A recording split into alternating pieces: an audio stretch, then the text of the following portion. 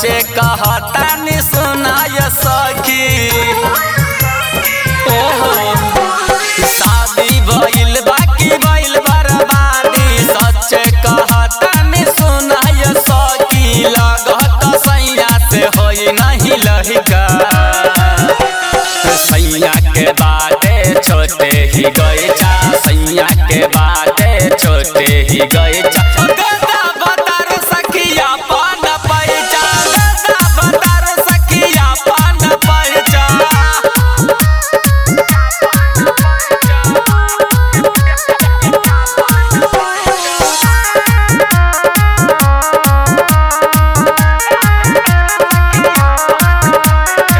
सुतला में सैया ने आवेले लग हो छोटे सामान बाटे करे शरम हो ए सखी सुना सुतला में सैया ने आवेले लग हो छोटे सामान बाटे करे शरम हो एको दिन न दास बुझैले हो सैया के बाटे छोटे ही गईचा सैया के बाटे छोटे ही गईचा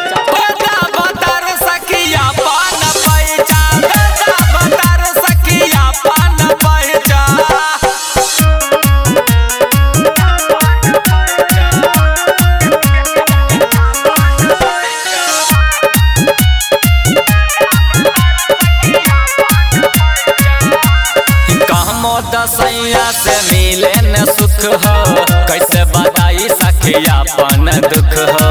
का कहीं कामोद सैया से मिले न सुख हो कैसे बताई सखी अपन दुख हो एको रात न कुछ कैले हो